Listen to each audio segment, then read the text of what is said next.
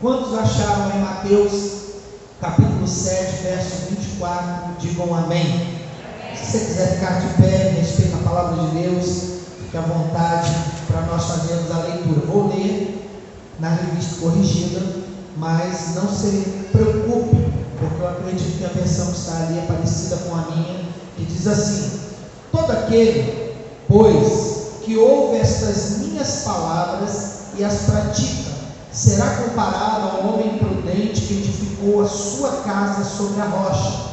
E caiu a chuva, transbordaram os rios, sopraram os ventos e deram com ímpeto contra aquela casa, que não caiu, porque for edificada sobre a rocha. E todo aquele que ouve estas minhas palavras e não as pratica, será comparado a um homem insensato, que edificou a sua casa sobre a areia. Caiu a chuva, transbordaram os rios, sopraram os ventos, e deram com ímpeto contra aquela casa, e ela desabou, sendo grande a sua ruína. Até aqui, feche seus olhos mais uma vez. Pai, em nome de Jesus, obrigado pela tua palavra que é a verdade. Agora, Deus, nós te pedimos, abençoa-nos e coloque em nós o teu querer e a tua vontade diante da tua palavra, e que possamos nesta noite entender e ouvir a sua voz, no nome santo de Jesus Cristo de Nazaré. E você pode dizer amém? Amém. Pode se sentar. Amados, nós estamos vivendo um momento na primeira igreja batista na Penha de reconstrução, de reformulação de tudo aquilo que nós precisamos fazer em questão para que a igreja caminhe, ande de uma forma coerente com a palavra de Deus. Não porque ela não andava, mas a realidade é que nós precisamos mudar a realidade da igreja, aquilo que a igreja vinha vivendo. E eu gosto desse texto que diz: qual é o homem? Ele começa assim: qual é o homem que vai construir algo e não se assenta primeiro para pensar no que ele precisa fazer, nos gastos, no alicerce, ou o que vai fazer? Como é que você fez a sua casa? Se você mora de aluguel, não importa. Eu quero fazer uma oração aqui neste lugar, diante de tudo que nós temos vivido, e vou orar. Mas na minha localidade, onde eu era pastor, nós começamos com um propósito de todas as vezes que eu orava pelo dízimo, pela oferta, eu orava pela casa própria. E amados, praticamente todos da minha igreja que não tinham casa, construíram as suas casas, adquiriram as suas casas. Eu acho que Deus me deixou por último, porque eu consegui a minha em 2020 para 2021. E eu estava há 10 anos lá. Pessoas compraram terreno, construíram do zero. Pessoas chegaram na igreja sem nada, conseguiram algo, porque foram fiéis diante de Deus, se assentaram e pensaram naquilo que precisava ser feito. Quando eu olho para esse texto, é um texto muito conhecido meu e seu. Com toda certeza você já ouviu essa parábola algumas vezes, ou até mesmo alguns pastores já pregaram de forma expositiva ou temática. Mas quando eu olho, eu me atento a algumas coisas, que nós precisamos sim de uma base para todas as coisas. Se você vai ter uma família, você precisa de uma base. Se você vai estudar, você precisa de uma base. Se você vai arrumar um emprego, você tem que ter uma base para que você possa se alicerçar e conduzir a sua história diante daquilo que você vai viver. De nada adianta eu começar uma casa de pau a pique ou uma casa de palha aonde venta, porque ela vai ser derrubada. Com toda certeza você já ouviu a história dos 3 porquinhos. Eu cresci ouvindo isso. Eu contei para minhas filhas, eu tenho livros que relatam a história dos 3 porquinhos. A mãe vai embora e fica os 3 porquinhos. E eles decidem construir suas próprias casas. Um constrói de madeira, outro de palha, e o outro constrói a casa de cimento e tijolos. Talvez você venha dizer: pastor, a prudência foi do de tijolos, porque a gente conhece a história. Mas imagine você chegando nessa igreja sem conhecer a base, sem conhecer a história, olhando o louvor, olhando um pastor pregando aqui na frente, um irmão lá atrás apertando a sua mão, e você diz assim: pastor, eu quero ficar aqui porque essa igreja é muito boa, mas você ainda não conhece a estrutura, você não viu o que ela passou ou o que ela está passando. Eu quero lhe dizer que quando nós começamos a afundar ou cavar as sapatas, nós começamos a ver a história da nossa casa. Talvez você tenha comprado uma casa pronta ou tenha construído uma em cima de alguma casa. Você não viu todo o processo. Mas eu quero que você imagine então as sapatas dessa igreja.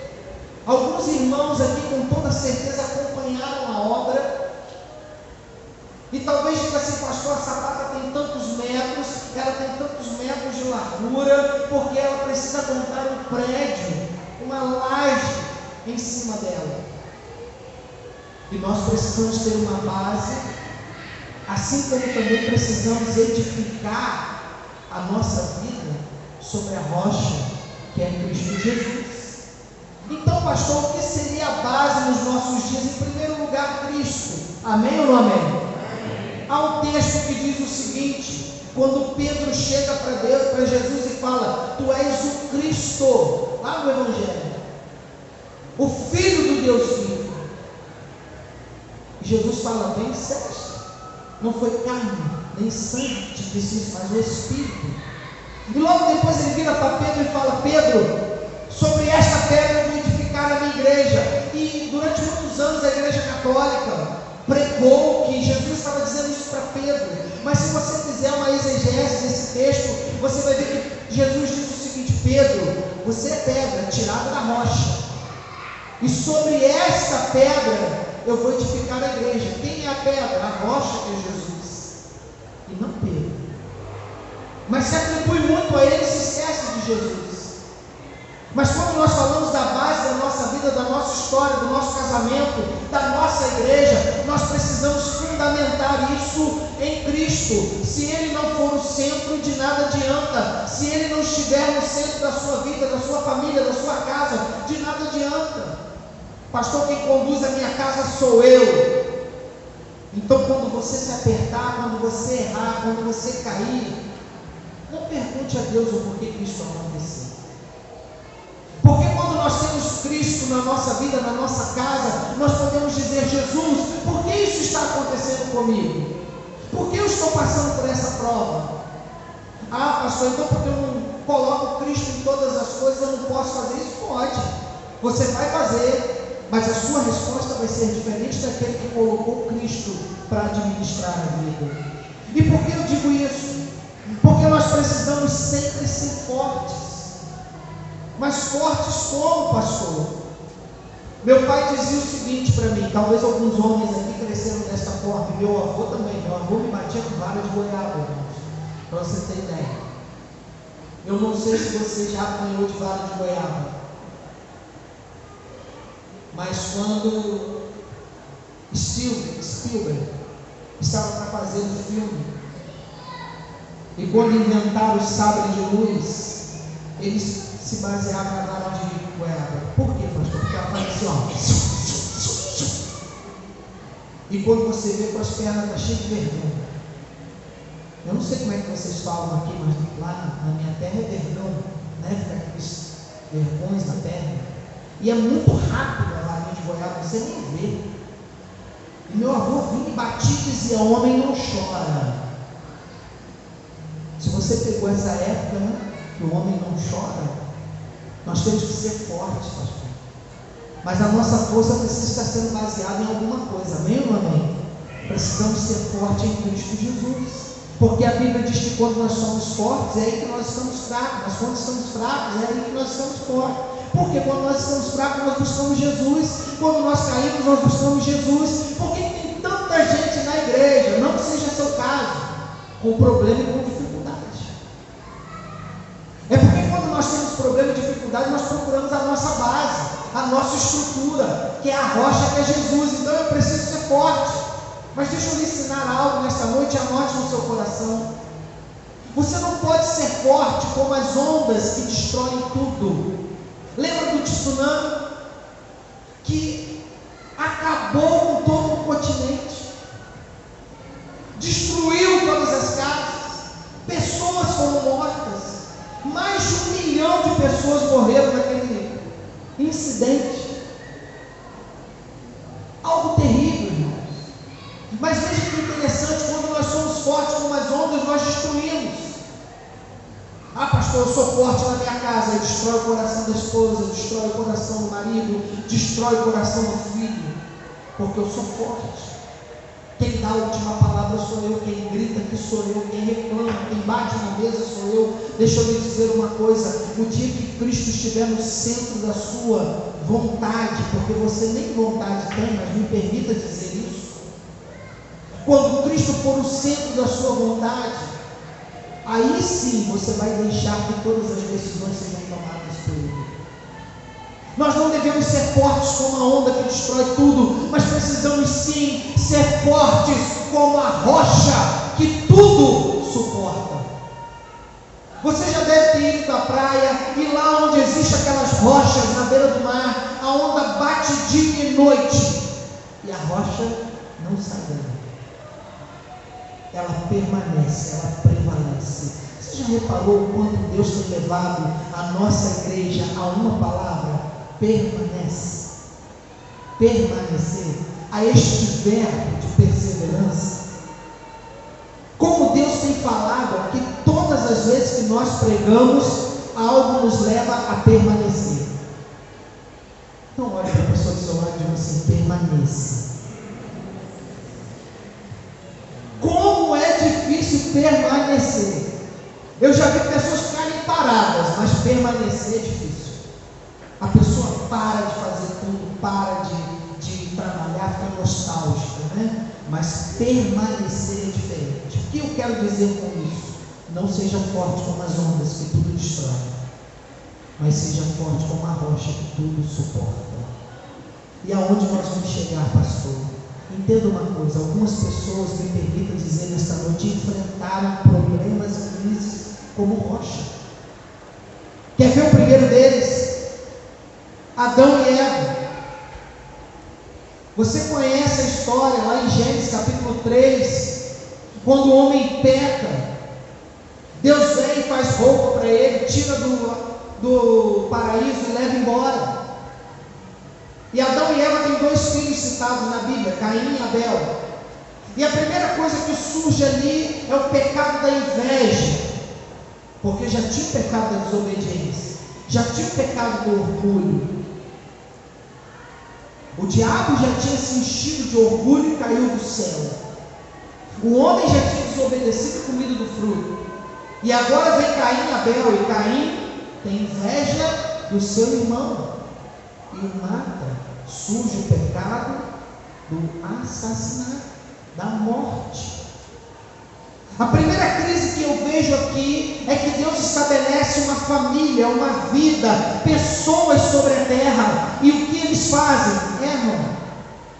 A crise na relação do homem com Deus e também da igreja com Deus é o erro, é não acertar. O que é o pecado, pastor? Errar o alvo, de uma forma bem simples.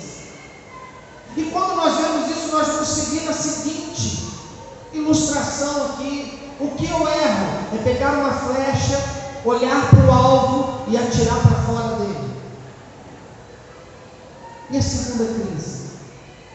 A história de Jacó é muito conhecida. Jacó teve 2 mulheres, não porque ele quis, porque ele amou a Raquel.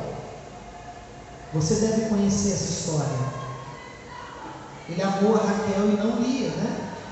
Mas Lia veio do pacote.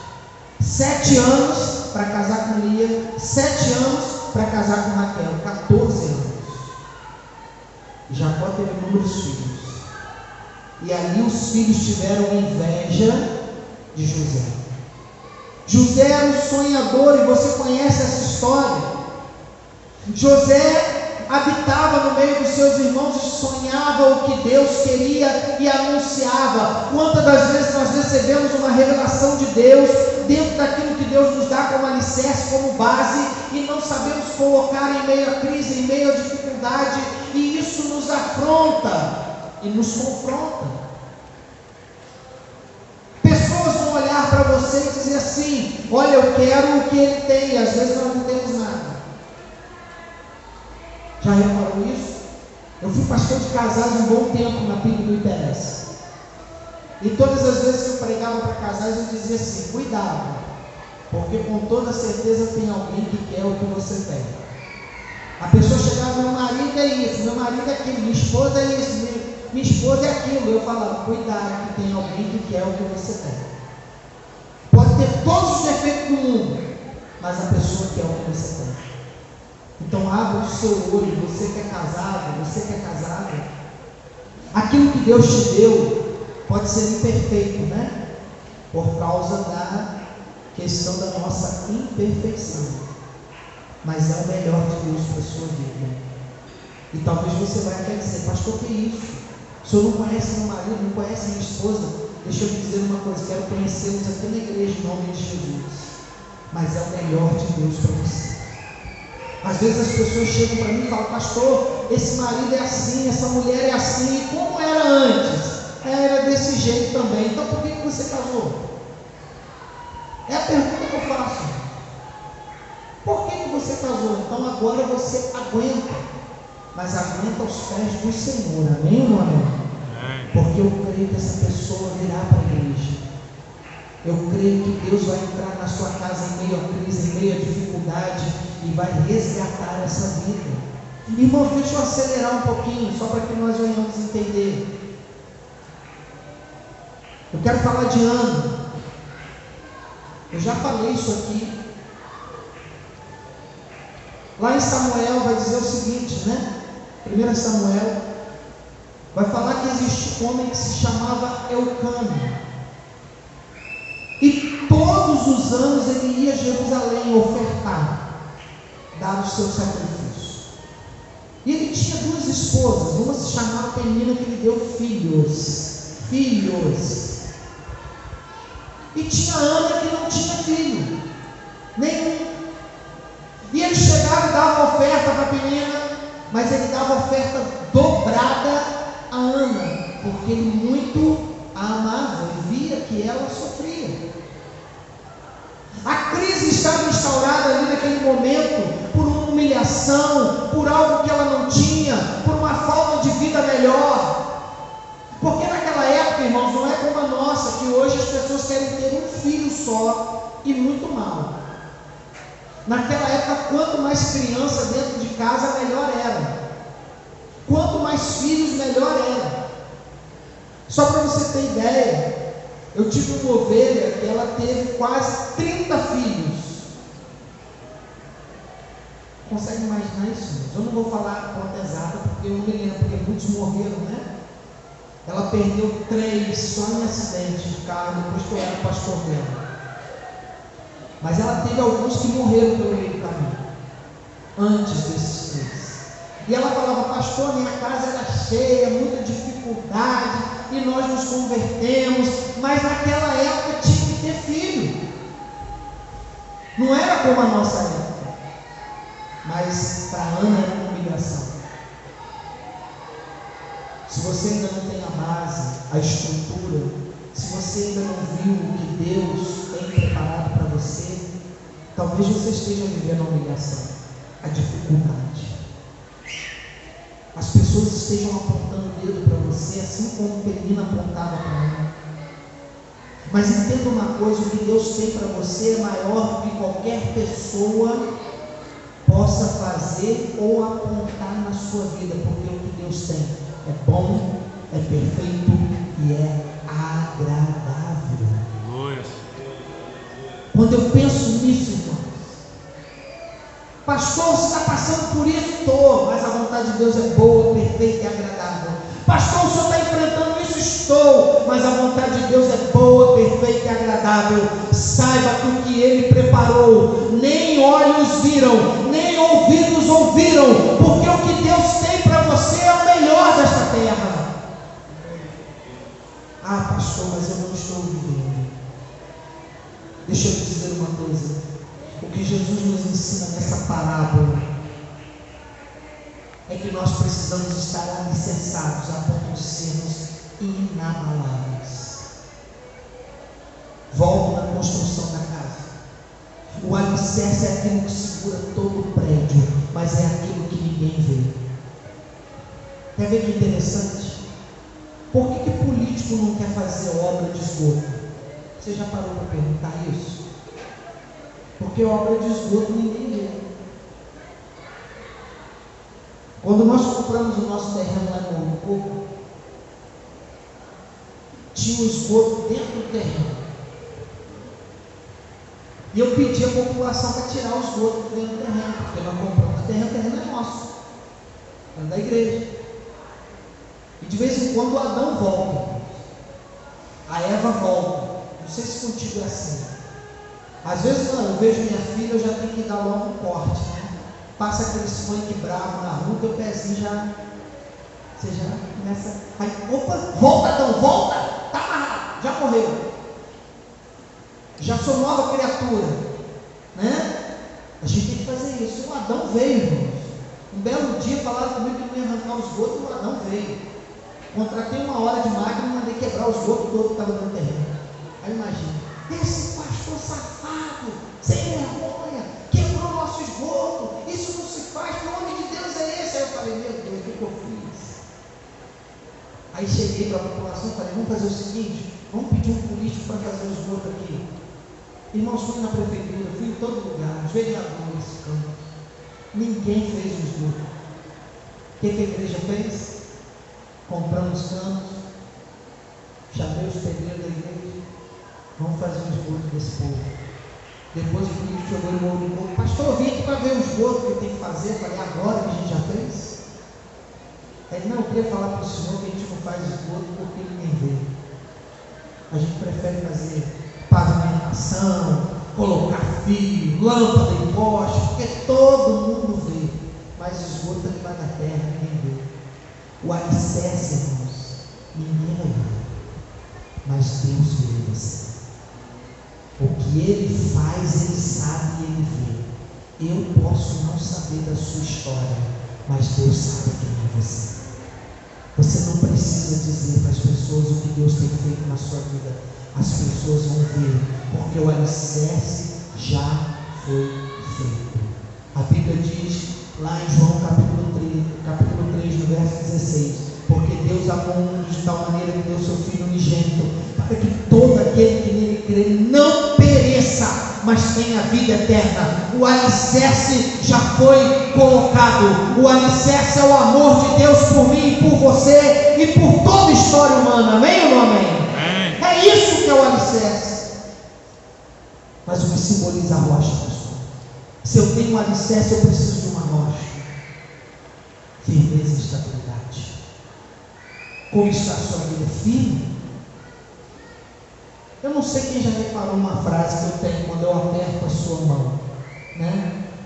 Quando eu aperto a mão da pessoa, eu digo, rapaz, Deus te abençoe, mas eu sempre pergunto uma coisa. Não sei se você já reparou.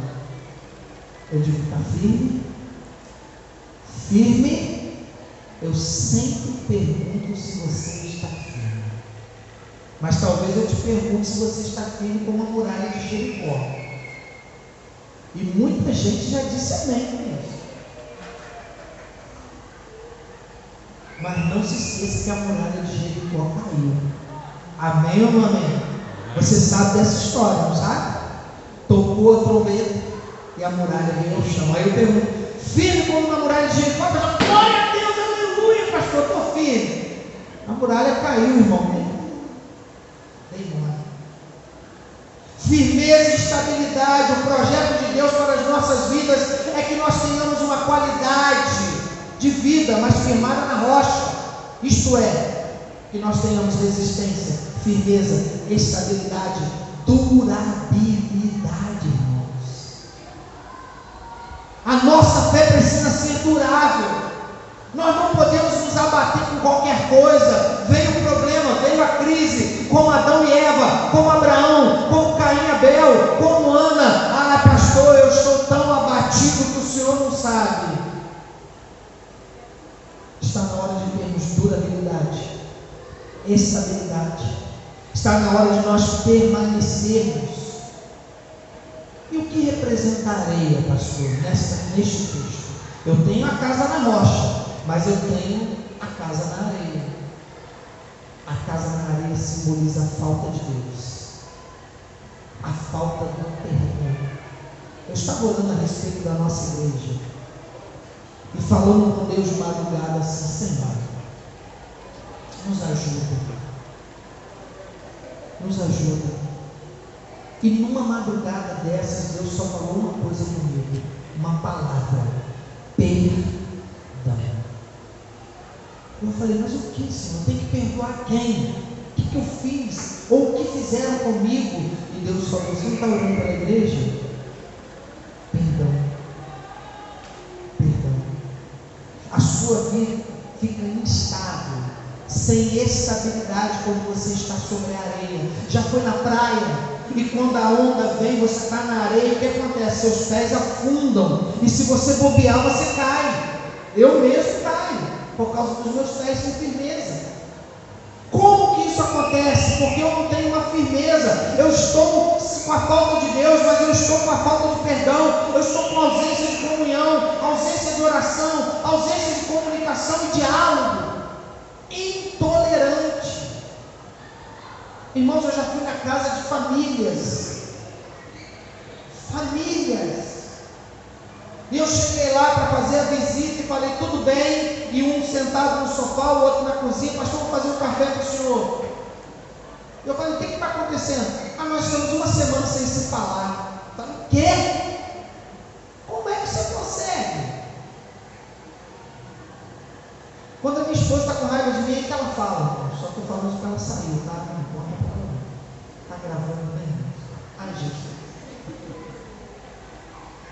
Aí que ela fala, porque ela está brava, ela está com raiva, ela não fica quieta. É aí que eu falo, é aí que nós falamos. Como é que você consegue ficar? Pastor, estou uma semana sem falar. Ó, aquele irmão ali virou a cara para mim dentro da igreja. Eu estou uma semana sem falar com ele. E não vou falar domingo que vem também não. Sabe o que acontece, irmão? Teus pés ficam na areia, instabilidade, sem firmeza, sem proteção. O que é isso? Nós precisamos sair daquilo que está mole, sem estrutura, para um lugar de base, para a rocha que é Jesus. Quando nós estamos na rocha, há perdão. Quando nós estamos na rocha, há comunhão. Quando nós estamos na rocha, há diálogo. Quando nós estamos na rocha, há tolerância. Quando nós estamos na rocha, há amor. Mas quando eu estou na areia, nada disso acontece. É muito fácil dizer para as pessoas: pastor, não falou comigo hoje, eu estou de mal, não vou mais no culto. Às vezes, irmãos, o pastor sofre. Sabe por quê? O pastor olha para as cadeiras e eu sei onde cada um senta, né? Eu estou aqui pouco tempo, mas eu tenho prestado muita atenção. Não guardei todos os nomes, mas vou guardar. Aí às vezes o pastor pega e vem com o irmãozinho, que o irmão não veio à igreja. Aí ele diz assim: fulano, tudo bem? Você não veio à igreja. E o que acontece, pastor? A pessoa fala: pastor, já está me cobrando. Já está me cobrando para eu ir ao culto. Coloca o irmãozinho sentado ali para mim, por favor. Amém. Deus te abençoe, querido. Pode sentar e ficar à vontade. O que acontece, pastor? Nós não falamos, nós não introduzimos, nós estamos sem um alicerce, que é a rocha, que é Jesus. Precisa haver uma transição. Quando nós construímos um edifício, quando nós construímos uma casa, o que nós fazemos, pastor? Nós pensamos, analisamos, colocamos em pauta o que vai acontecer. Por que eu briguei? Por que eu discuti? Por que eu divergi com a minha esposa? Por que eu não estou aceitando o que está na igreja? Por que eu não tenho a mesma visão? A preocupação do homem natural vai girar em torno das aparências, mas do homem espiritual gira em torno daquilo que está firmado na rocha, que é Jesus, meu irmão. Quando Jesus está presente, a nossa preocupação está firmada nele. Não há outra preocupação. Vem a dívida, vem o problema, vem a dificuldade, mas nada consegue abalar a minha vida. Estamos preocupados em construir castelos, enquanto nós deveríamos construir pontes. Ponte liga pessoas, castelo isola pessoas, irmãos. Entenda isso. Se a nossa igreja, hoje eu usei uma palavra lá na nossa classe, vale ressaltar aqui. Se a nossa igreja está muito boa, tivermos aqui poder de Deus, alegria, júbilo, palavra, oração, aí chega uma hora que eu viro para o irmão Valdo e falo assim: irmão Valdo, fecha a porta lá, porque nós não podemos ficar lá fora, nós temos que ficar aqui dentro. E conta-se uma história que uma igreja chegou nesse nível, ela ficou tão boa que ela começou a fechar as portas. E depois de passar algum tempo, aquele povo jubilando, cantando, gritando dentro da igreja, a palavra de Deus sendo pregada, tudo acontecendo, um belo dia, a porta estava fechada e o obreiro estava lá atrás, e alguém bateu na porta. E o obreiro falou: o pastor disse para não abrir a porta, e agora? A presença de Deus está tão grande aqui dentro, que nós não vamos abrir a porta. E aquele homem não abriu a porta. De repente um papel correu por debaixo da porta. E ele pegou o papel e veio correndo aqui na frente, entregou ao pastor e disse: pastor, entregar esse bilhete aqui. O pastor falou: Deus está falando conosco. Antes de abrir o papel, né? E quando ele abre o papel, ele lê em voz alta: eis que estou à porta e bato, e se você abrir, eu entrarei e cearei contigo. A igreja estava tão boa, tão independente, que ela tinha deixado Deus do lado de fora. Muitas das vezes nós estamos fazendo isso na nossa casa, na nossa família, na nossa igreja, na escola, por onde nós passamos. Nós precisamos colocar Deus dentro da nossa vida. Essa transição é o quê? A preocupação com o que é espiritual e não com o que é natural. Jesus nos ensina através dessa parábola o quê, pastor? A fazermos uma construção comprometida com Ele, com as coisas do céu, um alicerce do céu. Como construir, pastor? Então, um alicerce firme. E sobre um alicerce firme, entendendo o princípio da obediência. Nós precisamos obedecer, amém ou não amém? Amém. Porque obedecer é melhor do que sacrificar. Meus amados, 1 Samuel 15:22 vai falar sobre isso. Mas também João 14:15 vai dizer: se vocês me amam, obedecerão os meus mandamentos. Assim, o que me ouve, me obedece, mas os estrangeiros não se submetem a mim, porque não me conhecem, não me obedecem.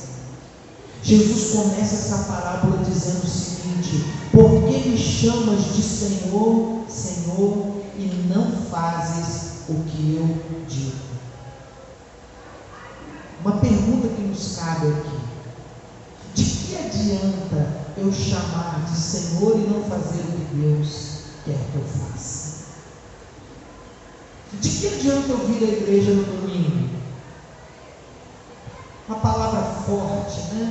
De que adianta eu vir aqui sentar, ficar 1 hora, 2 horas dentro da igreja, mas não obedeço a Deus, não faço o que Ele manda? Invocamos o nome dEle, queremos as bênçãos dos céus, queremos os milagres, mas não andamos pela rota da obediência, não andamos na rota na qual cumpre os princípios. É muito mais fácil trilhar por caminhos aonde nós escolhemos com quem nos encontramos, com quem falamos, do que com Jesus. Mas que adianta sermos bons ouvintes, conhecedores da palavra, aplicarmos aquilo que é do nosso bel prazer, mas não aplicarmos a verdade de Deus em nossa própria vida? Nós somos meramente religiosos e não pessoas que seguem a Cristo, não discípulos. Pastor, o que o Senhor quer trazer sobre isso? Uma transformação para a nossa igreja, uma transformação para a sua vida. Entenda uma coisa, a maior indignação de Jesus, quando ele exercia o seu ministério na terra, foi exatamente contra os religiosos. Olha que interessante. E por que eu digo isso? Porque uma boa construção não depende de religiosidade, mas depende sim da verdade de Cristo Jesus em nossas vidas. A palavra de Deus nos ensina como devemos comportar, como devemos se pôr, como devemos fazer, sendo filhos de Deus, como deve ser a nossa conduta. Aí entra o que eu falei do marido, da esposa, do filho obediente. Esta semana minha filha aprontou uma coisa comigo, e eu disse para ela assim: minha filha, quero te contar. Lá em casa a gente corrige muito dentro da Bíblia, na palavra. E eu falei com ela: Jesus estava diante dos religiosos, e ele fez a seguinte colocação: um homem tinha 2 filhos, e disse para ele: vá trabalhar na seara. E um dos filhos disse: não vou. Mas o outro filho disse: pai, eu vou. E quando o pai virou as costas, o filho que disse que ia, não foi, deitou na rede e ficou dormindo. Mas o filho que disse que não ia, pegou a enxada e foi trabalhar. E Jesus pergunta: quem fez o que era certo? Às vezes, irmãos, o nosso falar, a nossa intenção vai ser até contrária, mas a nossa obediência vai estar na atitude, no agir. Então eu quero lhe dizer: o crente, o cristão, o membro, a pessoa que frequenta a primeira igreja batista na Penha, pode até pensar diferente, pode até falar diferente, mas a atitude dela é com a verdade de Deus. E quando nós temos uma atitude verdadeira, o que nós falamos é verdadeiro. Eu não posso falar uma coisa e fazer outra. Eu preciso caminhar e andar na vontade de Deus. Amém ou não amém? Já estou caminhando para o final. Olha o que diz a Bíblia. A segunda coisa, nós precisamos nos alicerçar com profundidade. Qualquer que venha a mim e ouve as minhas palavras e as observa, eu vos mostrarei a quem é semelhante um homem que edificou uma casa e cavou e abriu bem fundo. Aí no texto, nós precisamos nos aprofundar. Se existe uma visão, qual é, pastor? A direção do céu, a profundidade da palavra, e para os lados, a comunhão com os irmãos. Nós só tínhamos, irmãos, um sinal de menos antes de Jesus. Mas a partir do momento que Deus desceu, Ele fez um sinal de positivo para a minha vida e para a sua vida.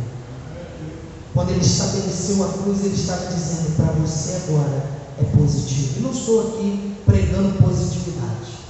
Não estou aqui pregando uma palavra coach para que você tenha o melhor pensamento da sua vida. Não. Isso tudo é válido, são ferramentas. Mas me permita dizer que aquilo que é positivo no reino dos céus é para os filhos de Deus. É a verdade de Deus para as nossas vidas. E, irmão, Jesus declara que quem chega perto dele recebe sim abrigo e fortaleza. Entenda uma coisa: nós precisamos sim, nesta noite, obedecer, nos aprofundarmos, mas também termos uma revelação de que só Jesus é a rocha, o alicerce que nós precisamos. Amém?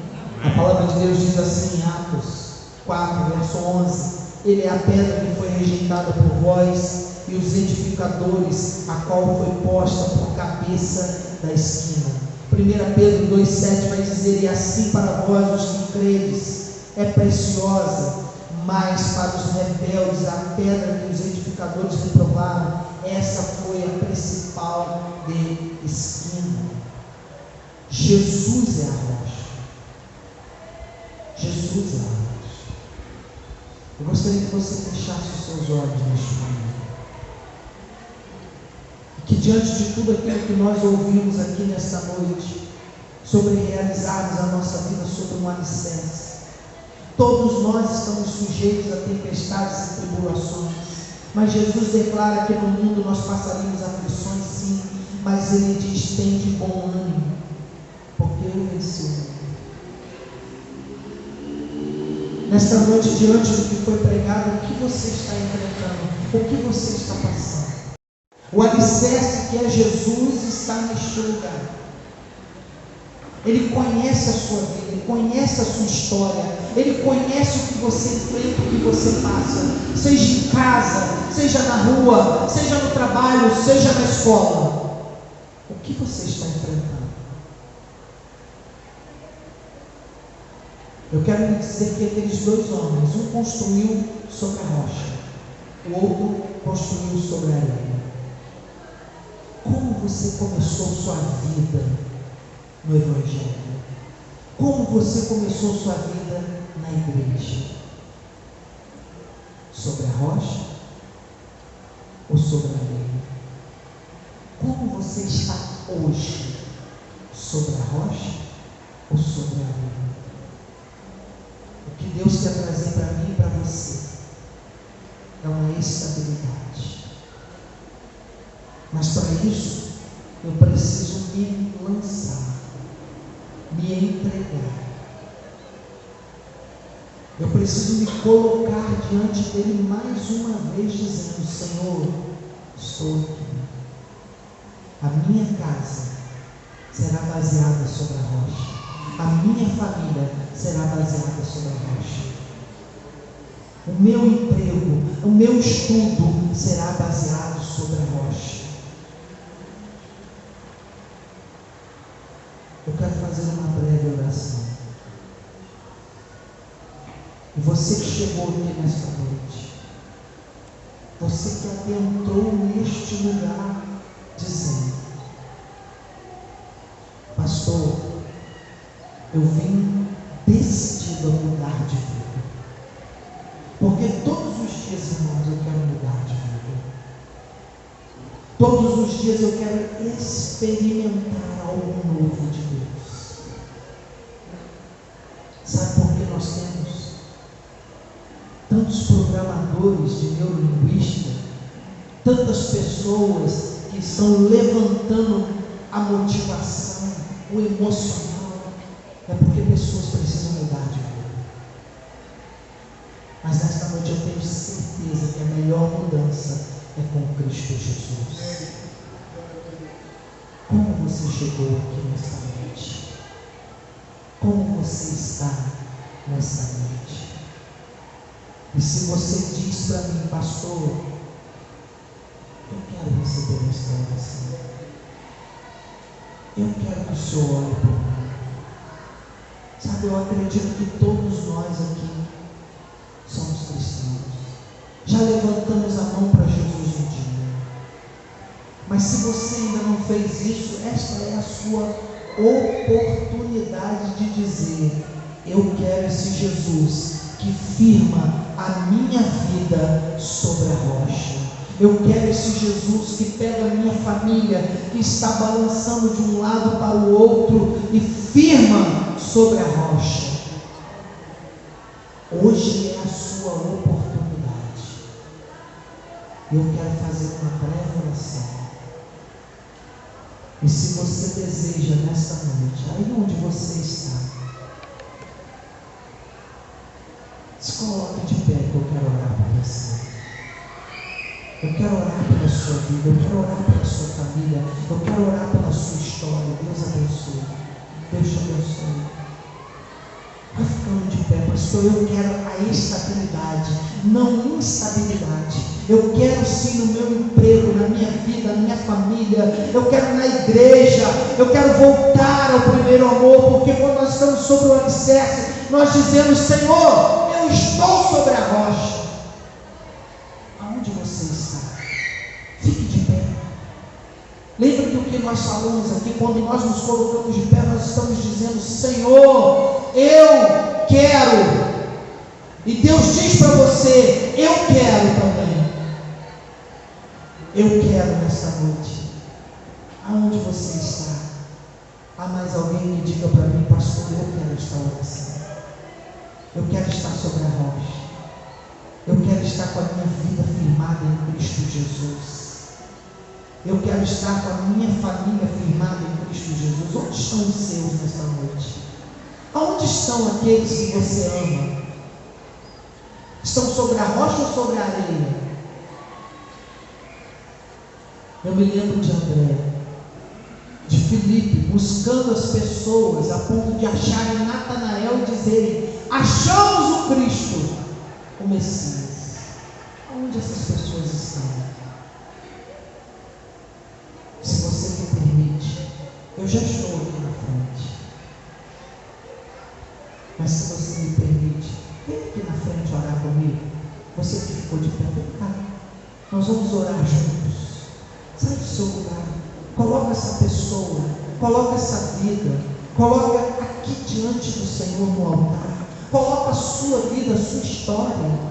Pastor, sou eu. Eu preciso desta oração. Cristo quer firmar você, quer alicerçar você. Aonde você está? Sai do seu lugar e vem aqui. Vem orar comigo. Eu já estou aqui na frente. Há mais alguém que diga para mim: pastor, sou eu. Sou eu. Sou eu. Jesus disse: havia 2 homens. Qual dos 2 você é nessa noite?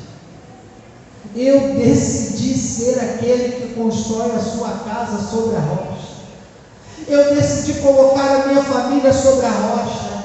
Eu decidi colocar todas as pessoas que estão na minha casa, na minha igreja, sobre a rocha. Então eu sou aquele que dou o primeiro passo. Onde você está? Não fique para trás. Você não veio aqui à toa. Deus está te chamando, te convocando nessa noite. A mudança acontece quando eu tomo uma atitude. Não seja de palavras, mas seja alguém de atitude. Diga: Senhor, eu vou, porque quando eu voltar, a minha vida será mudada. Os teus sonhos, os teus ideais, os teus desejos precisam estar sobre a rocha. Aquele sonho que você deixou trancado, guardado,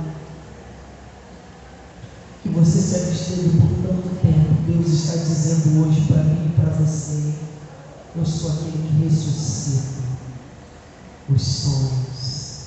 Eu sou aquele que alicerça os seus sonhos, te dou base para todos eles. Eu vou orar. Há mais alguém que diga para mim: sou eu, pastor. Eu preciso desta oração. Se é você, eu quero te dar alguns segundos. Saia do seu lugar e venha aqui na frente. Venha orar comigo. Venha clamar ao Senhor. Venha dizer para Ele: Senhor, eu preciso deste alicerce. Eu não vou mais balançar. Eu não vou mais balançar. Mas agora eu vou estar alicerçado em Cristo Jesus. Pai de amor, em nome de Jesus, nessa noite olha para cada vida que veio aqui na frente e disse: sou eu. Assim como eu estou aqui na frente, Senhor, declarando nessa noite: sou eu. Que essas vidas possam receber, ó Pai, o alicerce sobre os seus pés.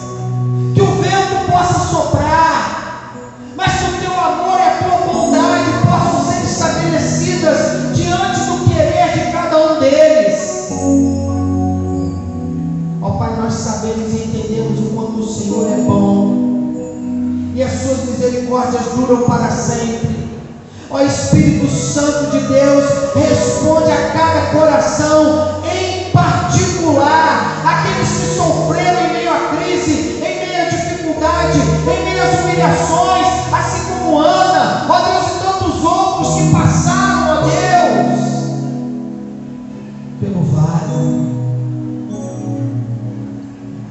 e dizem: Senhor, por que eu não sou? Por que eu não tenho? Por que eu não vou? Nessa noite, ó Pai, coloca o alicerce sobre a vida de cada um deles, e que eles possam ver a mudança, não somente hoje, mas amanhã, depois de amanhã, nas semanas, nos meses, nos anos, ó Pai, em nome de Jesus.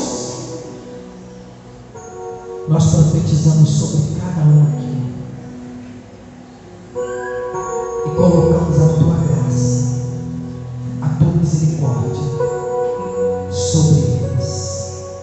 Estabelece o teu reino em nossas vidas a cada dia, ó Pai, porque isso é para a honra, é para a glória do seu santo nome, no nome santo de Jesus Cristo de Nazaré.